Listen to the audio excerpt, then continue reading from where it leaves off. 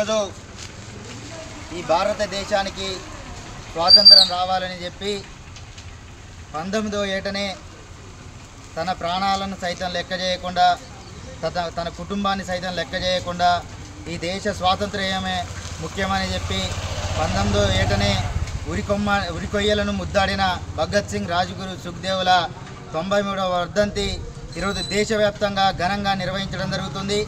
ఎందుకంటే ఈ దేశ స్వాతంత్ర్యానికి చిన్నతనంలోనే ప్రాణత్యాగాలు చేసి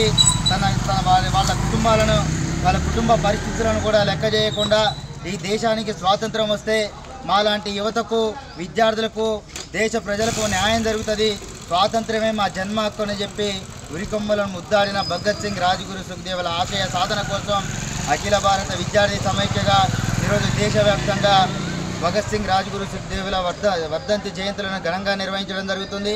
ఏదైతే కేంద్రంలో ఉన్న బీజేపీ ప్రభుత్వం భగత్ సింగ్ యొక్క జీవిత చరిత్రని, భగత్ సింగ్ ఆశయాలను నేటి తరానికి అందకుండా వాళ్ళ యొక్క చరిత్రను పాఠ్యపుస్తకాల నుంచి తొలగిస్తూ ఉంది.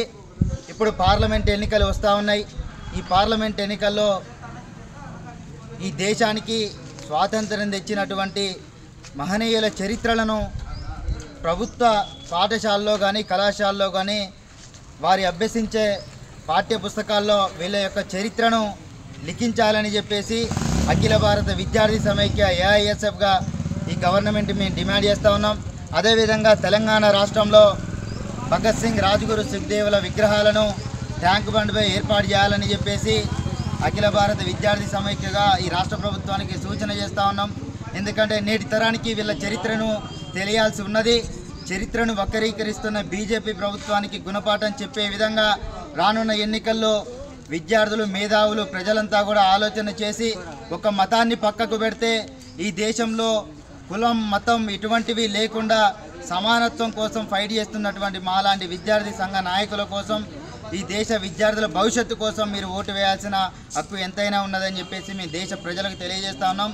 కనుక రానున్న ఎన్నికల్లో బీజేపీ ప్రభుత్వాన్ని, ఈ మతతత్వ పార్టీని ఓడించడానికి కంకణబద్ధులయ్యి దేశ ప్రజలంతా కూడా ఓడించే విధంగా మీరు ప్రయత్నం చేయాలని చెప్పేసి కోరుతా ఉన్నాం. ఎందుకంటే ఈ దేశంలో కులాల మధ్య చిచ్చుపెట్టి అంటే న్యూ ఎడ్యుకేషన్ పాలసీ ఈ దేశంలో తీసుకొస్తా ఉన్నాడు. అంటే న్యూ ఎడ్యుకేషన్ పాలసీ అని అంటే మనిషి జంతువు నుంచి పుట్టిననేది తీసేసి మనిషి దేవుడు తయారు చేసిండు మనిషిని అని చెప్పేసి ఒక పాఠ్య పుస్తకాలను తయారు చేసి విద్యార్థుల్లో కులం మత విభేదాలు తీసుకురావడానికి ప్రభుత్వం చర్యలు తీసుకుంటా ఉంది. వీటిని తిప్పికొట్టే విధంగా అఖిల భారత విద్యార్థి సమైక్యగా మేము అనేక ఉద్యమాలు చేస్తూ ఉన్నాం. కనుక ఈ దేశ ప్రజలంతా కూడా ఆలోచన చేయండి, మా భవిష్యత్తును ఆలోచించండి, మీ భవిష్యత్తును ఆలోచించండి. ఈ దేశానికి రాముడు ఒక్కడే దేవుడు కాదు. నేటి యువత కూడా మనకు అవసరం కనుక ఒక రాముడిని తీసుకొచ్చిందని చెప్పేసి అతనికి ఓట్లేస్తే మళ్ళా మన జీవితాలన్నీ కూడా రోడ్ల మీద పడే అవకాశాలు ఉన్నాయి. కనుక మీరందరూ ఆలోచన చేసి మన భవిష్యత్తు మార్పు కోసం ఓట్లు వేయాలని చెప్పేసి అఖిల భారత విద్యార్థి సమైక్యగా మేము తెలియజేస్తూ ఉన్నాం. అదేవిధంగా భగత్ సింగ్ యొక్క చరిత్రను పాఠ్య పుస్తకాల్లో లిఖించే విధంగా రాష్ట్ర ప్రభుత్వం కానీ సంబంధించిన గవర్నమెంట్లు కానీ చర్యలు తీసుకోవాలని చెప్పేసి మేము తెలియజేస్తూ ఉన్నాం.